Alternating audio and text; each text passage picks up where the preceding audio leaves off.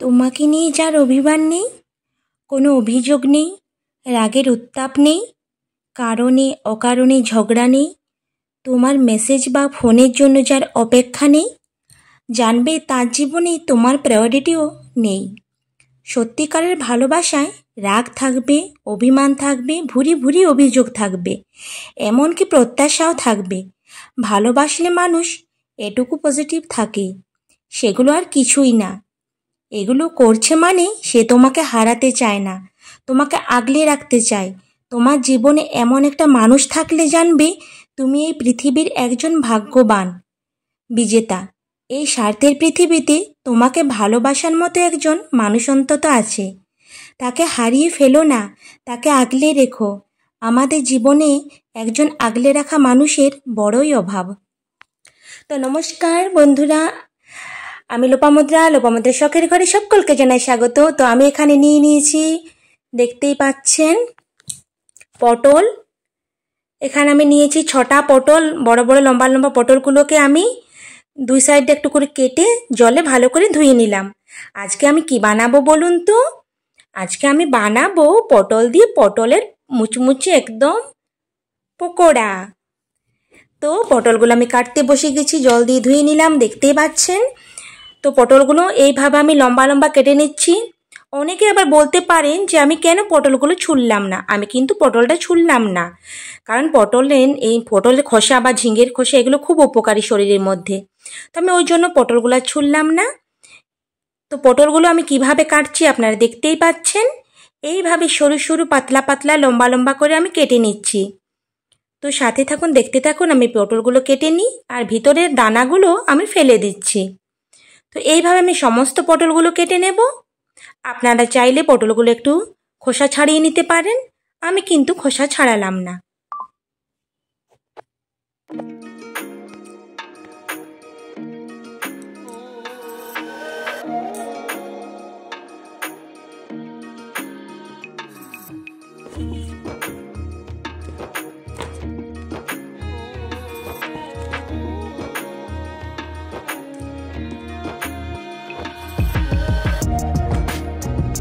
তো দেখুন আমার পটলগুলো কিন্তু একদম কাটা হয়ে গেছে। এইভাবে আমি কেটে নিয়েছি। আপনারা চাইলে ছুরির সাহায্যেও কাটতে পারেন, বটিতেও কাটতে পারেন, যেটা আপনাদের ভালো লাগবে সেটাতে আপনারা কেটে নিতে পারেন।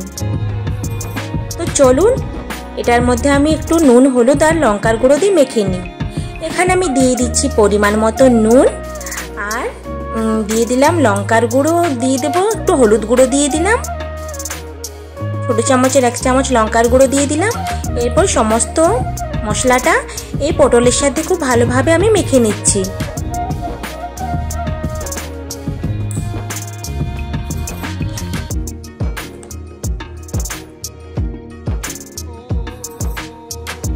আমি মানুষটা একটু অন্যরকম। আমি কি চাই, কেন চাই, তা কাউকে বোঝাতে পারি না। কাছের মানুষদের উপর অনেক বেশি প্রত্যাশা করে ফেলি। ধরেই নিই তারা আমাকে বুঝবে, আমার সকল ইচ্ছের মূল্য দেবে, কিন্তু এসবের কিছুই হয় না। পরবর্তীতে এগুলো ভেবে নিজেই ভীষণ কষ্ট পাই। তো দেখতেই পেলেন আমার পটলগুলো নুন, হলুদ আর লঙ্কার গুঁড়ো দিয়ে মাখানো হয়ে গেছে। তো এদিকে আমি একটা ব্যাটার তৈরি করে নেব। ওর জন্য আমি একটা পাত্রের মধ্যে 4 চামচ বেসন, 2 চামচ চালের গুঁড়ো আর 1 চামচ কর্নফ্লাওয়ার নিয়ে নিলাম। চাইলে আপনারা ময়দা নিতে পারেন। আর এর মধ্যে আমি দিয়ে দিচ্ছি 1 চামচ কালো জিরে ছোটো চামচের, আর দিয়ে দেবো কিছু মশলা। দিয়ে দিচ্ছি আমি 1 চামচ ছোটো চামচের লাল লঙ্কার গুঁড়ো, আর দেবো এখানে আমি হলুদ গুঁড়ো, আর দেব জিরের গুঁড়ো। সবই আমি ছোটো চামচের 1 চামচ করে দিয়ে দিলাম। এরপর এখানে আমি দিয়ে দেব পরিমাণ মতো স্বাদ অনুযায়ী নুন। তো জিরে, ধনে আর লঙ্কা গুঁড়ো আর নুন দিয়ে দিচ্ছি পরিমাণ মতো। এরপর সমস্ত ব্যাটারটা আমি আগে শুকনো একটু মেখে নেব চামচের সাহায্যে। তো আপনারা চাইলে হাতের সাহায্যেও মেখে নিতে পারেন, আমি চামচ দিয়ে মেখে নিচ্ছি। এরপর আমার যতটা জল লাগবে আমি একটু একটু করে জল দেব, আর এটা মাখাতে থাকবো, কারণ বেশি জল দিলে এটা ঘন পাতলা হয়ে যেতে পারে। ওই জন্য আমি একটু একটু জল দেব আর ব্যাটারটা তৈরি করে নেব। তো দেখতেই পাচ্ছেন আমি কিভাবে ব্যাটারটা তৈরি করছি। একসাথে কিন্তু আমি জল বেশি দেব না, আমি অল্প অল্প জল দিয়ে এই ব্যাটারটা তৈরি করে নেব। খুব ভালোভাবে ব্যাটারটা আমি ফেটিয়ে নেব। যত ফেটাবেন ব্যাটারটা তত বেশি কিন্তু ক্রিপসি ক্রিপসি আর পকোড়াটা ভীষণ মুচমুচে হয়। তো এখানে কিন্তু আমি খাবার সোডা ইউজ করছি না, আপনারা চাইলে দিতেও পারেন, আমি কিন্তু দিলাম না। তো দেখতেই পাচ্ছেন আমি অল্প অল্প জল দিয়ে ব্যাটারটা তৈরি করে নিচ্ছি, খুব ভালোভাবে এটা ফেটিয়ে নেব। তো সাথে থাকুন, দেখতে থাকুন।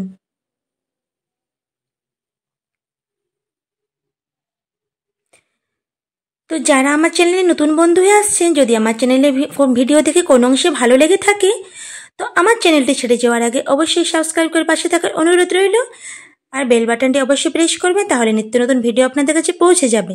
তো দেখুন এখানে কিন্তু আমি গ্যাসে আগে থেকে কড়াই বসিয়ে দিয়েছিলাম, কড়াই আমি সরষের তেল দিয়েছিলাম, সেই তেলটা একদম গরম হয়ে গেছে। তো ওই গরম তেল আমি কিছুটা দিয়ে দিলাম 2 চামচের মতন এই ব্যাটারটাতে। কেন দিলাম, কারণ এই ব্যাটারটায় গরম তেল দেওয়ার জন্য এই পকোড়াগুলো ভীষণ মুচমুচে হবে।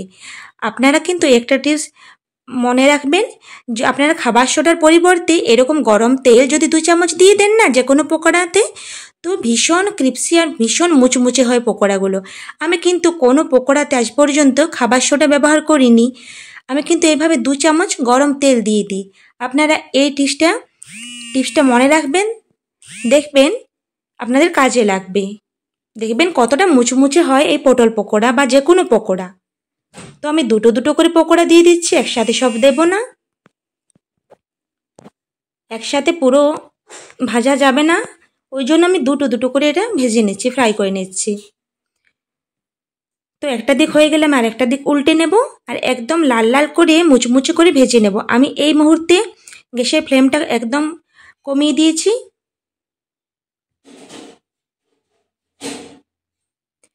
তো এইরকম পটল পকোড়া বা যে কোনো পকোড়ায় গরম ভাতের সাথে ডাল থাকলে, জাস্ট একটু লেবু, অসাধারণ লাগে খেতে। গরম গরম ভাতের সাথে ডাল আর পকোড়া, ওয়াও, দুর্দান্ত লাগে খেতে। আর কোনো সবজি বা মাছ মাংস কিছু লাগবেই না, এরকম পকোড়া আর ডাল আর একটু লেবু।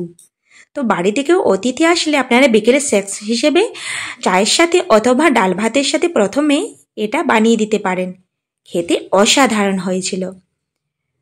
তো আমার এই পটল পকোড়া যারা যারা এখন অবধি বানাননি অবশ্যই বানিয়ে একবার খেয়ে দেখবেন, তারপর আমাকে কমেন্ট করে জানাবেন কীরকম লাগলো।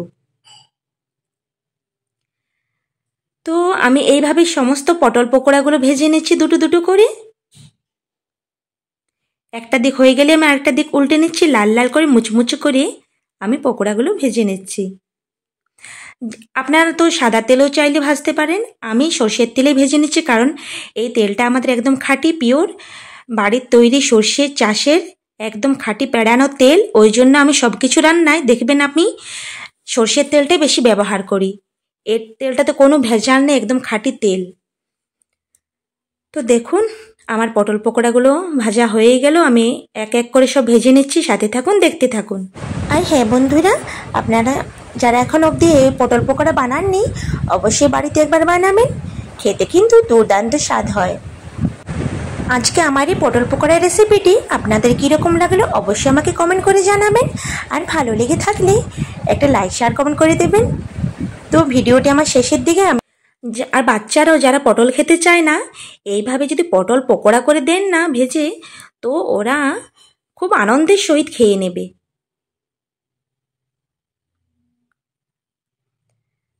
তো আমার দেখুন লাল লাল করে সব ভেজে নিলাম, আমি এক এক করে সব পকোড়াগুলো তুলে নিচ্ছি। আর এই পটল পকোড়াগুলো এত সুন্দর মুচমুচে আর ক্রিপসি হয়েছিল না, কি বলবো আপনাদের। একটা আমি হাতে নিয়ে